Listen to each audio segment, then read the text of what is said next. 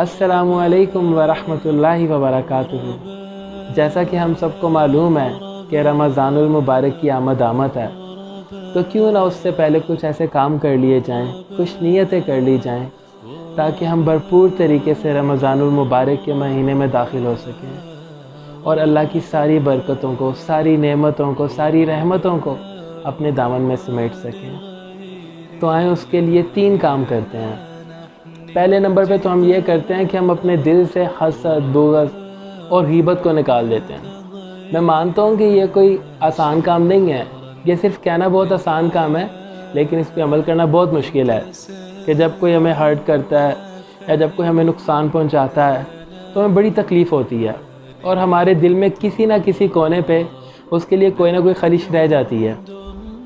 ایک دفعہ میرے ایک دوست کے ساتھ میں گیا تو ایک جگہ پہ کام کروایا تو میرا کافی نقصان ہو گیا، تو خلش تو تھی دل میں، لیکن میرے استاد محترم نے مجھے بتایا پھر کہ یار موت سے بڑا کیا نقصان ہے، یہاں پہ بندہ مر جاتا ہے، بندہ ختم ہو جاتا ہے، یہ تو پھر پیسوں کا نقصان ہے، تو فائدہ کوئی نہیں ہے، تم اپنے آپ کو ٹینشن دے رہے ہو، تو بہتر یہ ہے کہ اس کو معاف کر دو، پیسے تو آنے جانے والی چیز ہے۔ تو ایسے بہت سے مقامات پہ ہمارے ساتھ ایسا ہوتا ہے کہ کچھ خلش ہمارے دلوں میں رہ جاتی ہے، کہیں رشتوں کی وجہ سے، کہیں کاروباری معاملات کی وجہ سے۔ تو میں سب سے یہی کہتا ہوں کہ موت سے بڑا نقصان اور کوئی نہیں ہے۔ بندہ بھی تو مر جاتا ہے نا، جس نے آپ کا نقصان کیا وہ مر جاتا ہے، جس نے آپ کے ساتھ کوئی دغا کیا ہے، کوئی ریلیشن شپ میں آپ کے ساتھ زیادتی کی ہے وہ مر جاتا ہے، تو اس کے بعد بھی تو معاف کر دیتے ہیں نا۔ تو اس سے بہتر یہ ہے کہ ہم زندگی میں معاف کر دیں، ہم اپنے ذہن میں خلش رکھ کے، ہم اپنے دل میں خلش رکھ کے ہم اپنے آپ کو اپسیٹ کر لیں گے، دوسرے کا کچھ نہیں جائے گا۔ تو ایک کام تم یہ کریں کہ اپنے دل سے حسد، بغض، کینہ، ان تمام چیزوں کو باہر نکال کے رکھ دیں تاکہ ہمیں دلی سکون حاصل ہو۔ اور دوسرا کام ہم یہ کریں کہ جس انسان کے ساتھ ہم نے غلط کیا ہے، ہم نے زیادتی کی ہے، ہم نے اسے نقصان پہنچایا، ہم اس سے معافی مانگ لیں، اور صرف معافی الفاظ کی حد تک نہ ہو، ہم دل سے اس سے معافی مانگیں اور جہاں تک ہو سکے اس کے نقصان کا ازالہ کرنے کی کوشش کریں۔ اگر کسی کی دل آزاری کی ہے تو اس کو خوش کرنے کے موقع میں رہیں۔ اور تیسرا یہ کام کریں کہ ہم صلہ رحمی کریں، جو رشتہ دار، بہن، بھائی، عزیز و اقارب ہم سے روٹھ گئے ہیں، ہم سے تعلق توڑ لیا ہے کسی بھی وجہ سے، ہم ان کو منا لیں، ہم ان سے تعلق کو دوبارہ جوڑ لیں، کہ اللہ کو صلہ رحمی بہت پسند ہے۔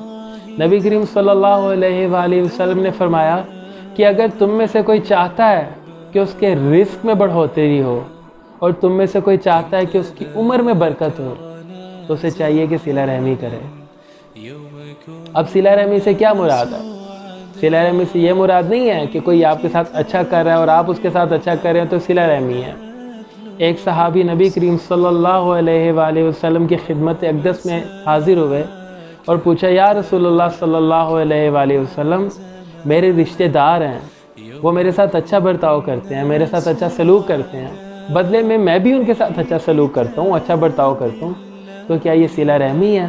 تو نبی کریم صلی اللہ علیہ وآلہ وسلم نے فرمایا کہ صلہ رحمی یہ نہیں ہے، بلکہ صلہ رحمی تو یہ ہے کہ وہ تم سے تعلق توڑے اور تم اس سے تعلق جوڑو، وہ تمہارا حق رکھے اور تم اس کا حق اسے لوٹاؤ، یہ صلہ رحمی ہے۔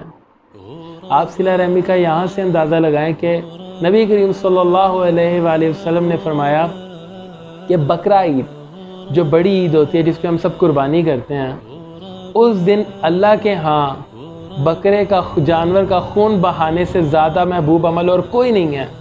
ہاں اگر ہے کوئی تو وہ صلہ رحمی ہے۔ ایک تو ہم صلہ رحمی کرنے والے بن جائیں، ہم جوڑنے والے بن جائیں، ہم توڑنے والے نہ بنیں، ہم اللہ کے ہاں مقبول ہو جائیں گے۔ اور چوتھی ہم یہ نیت کریں کہ ہم آج کے بعد کبھی جھوٹ نہیں بولیں گے، چاہے زندگی کی جس مرضی سٹیج پہ ہوں، حالات جیسے مرضی سامنے آ جائیں، ہم جھوٹ نہیں بولیں گے، کیونکہ جھوٹے پہ اللہ کی لعنت ہوتی ہے۔ اور نبی کریم صلی اللہ علیہ وآلہ وسلم نے فرمایا کہ میں اپنے امتی سے ہر گناہ کی توقع کر سکتا ہوں، لیکن میرا امتی جھوٹا نہیں ہو سکتا۔ اگر وہ جھوٹا ہے تو میرا امتی نہیں ہو سکتا۔ تو ہم کوشش کریں کہ ہم جھوٹ نہ بولیں، زندگی کے کسی بھی معاملے میں ہم جھوٹ سے اجتناب کریں اور ہم سچ بولیں۔ ایک دفعہ میرے استاد محترم نے مجھ سے پوچھا کہ تمہیں پتہ ہے جھوٹے پہ اللہ کی لعنت کیوں ہے؟ تو میں نے ان سے کہا استاد محترم جھوٹے پہ اللہ کی لعنت اس وجہ سے ہے کہ جھوٹ ایک غلط عمل ہے، اس سے معاشرے میں بگاڑ پیدا ہوتا ہے، فساد برپا ہوتا ہے۔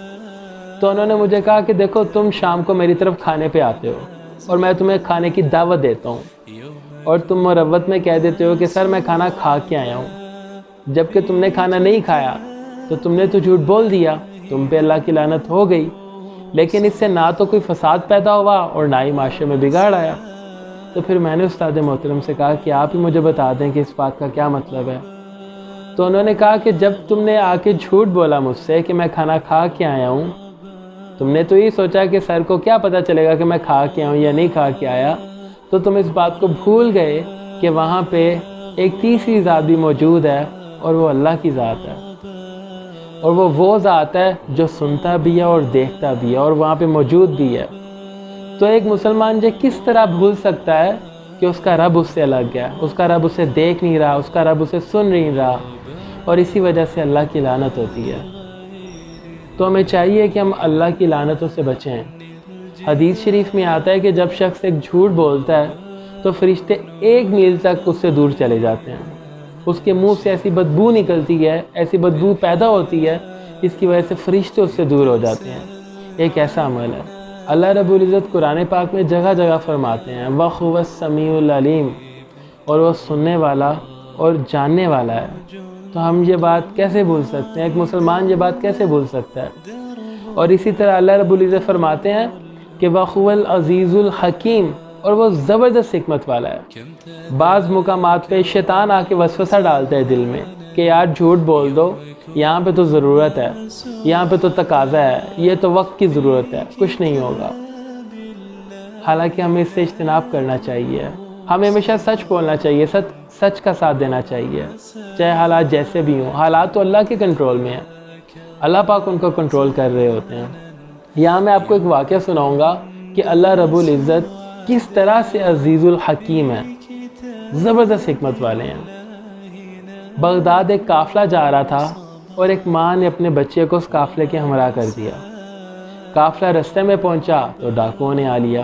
اب ڈاکوؤں نے قافلے کو لوٹنا شروع کر دیا۔ تو ایک ڈاکو اس بچے کے پاس بھی آیا اور آ کے اس سے پوچھتا ہے کہ تمہارے پاس کچھ ہے؟ تو بچہ اسے کہتا ہے بالکل، میرے پاس 40 دینار ہیں۔ وہ ڈاکو مذاق سمجھ کے آگے چلا جاتا ہے۔ پھر ایک اور ڈاکو آ کے اس سے پوچھتا ہے کہ تمہارے پاس کچھ ہے؟ تو بچہ کہتا ہے میرے پاس 40 دینار ہیں۔ وہ ڈاکو اس کو اپنے سردار کے پاس لے جاتا ہے اور سردار سے کہتا ہے کہ یہ بچے سے جب میں پوچھتا ہوں کہ تمہارے پاس کچھ ہے تو وہ کہتا ہے کہ میرے پاس 40 دینار ہیں۔ اب ڈاکوؤں کا سردار بھی بچے سے یہی پوچھتا ہے کہ بچے تمہارے پاس کیا ہے؟ وہ کہتا ہے میرے پاس 40 دینار ہیں۔ اور ڈاکوؤں کا سردار پوچھتا ہے کہ وہ کہاں پہ ہیں؟ وہ کہتا ہے وہ میری قمیض میں اندر کی طرف سلے ہوئے ہیں۔ تو ڈاکوؤں کا سردار کہتا ہے مجھے نکال کے دکھاؤ۔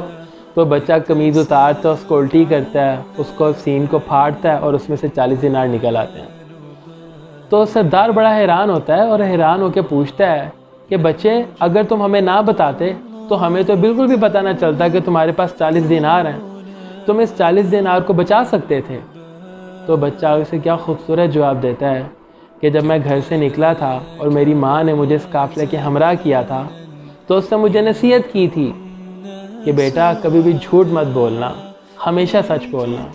تو میں اپنے ماں کی حکم کو کیسے اس کی نافرمانی کر سکتا ہوں، کیسے اس کے خلاف جا سکتا ہوں؟ ڈاکوؤں کے سردار کی آنکھوں میں آنسو آ گئے۔ اس نے کہا ایک یہ بچہ ہے جو اپنے ماں کی ایک بھی حکم کی نافرمانی نہیں کرتا، اور ایک میں ہوں کہ اپنے پروردگار کے کسی ایک حکم کو نہیں بجا کے لے کے آتا۔ تو اس ڈاکوؤں کے سردار نے سب کو مال واپس کر دیا اور توبہ کی اور اس بچے کا شکریہ ادا کیا۔ اور اس بچے کو کون نہیں جانتا؟ اس بچے کا نام کتابوں میں سر فہرست ہے، شیخ عبد القادر جیلانی رحمۃ اللہ علیہ۔ تو یہ سچ کی برکت ہے، یہ اللہ نے اپنی آیات کو واضح کر دیا، وَهُوَ الْعَزِيزُ الْحَكِيمُ، وہ زبردست حکمت والا ہے۔ تو کبھی بھی یہ نہ سوچیں کہ میں جھوٹ بولوں گا تو میں بچ جاؤں گا، میں جھوٹ بولوں گا تو وقت کا تقاضا ہے۔ یہ وقت کا تقاضا نہیں ہوتا، یہ شیطان کے وسوسے ہوتے ہیں، شیطان کی چالیں ہوتی ہیں۔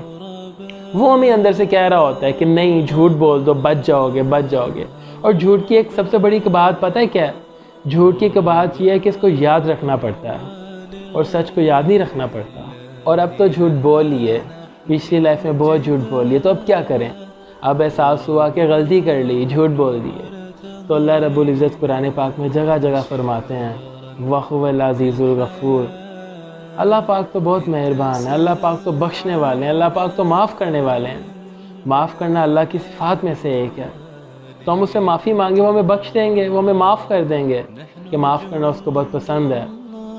اللہ رب العزت ہم سب کو ان باتوں پہ عمل کرنے کی توفیق عطا فرمائے.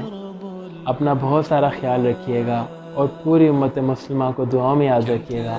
السلام علیکم ورحمۃ اللہ وبرکاتہ.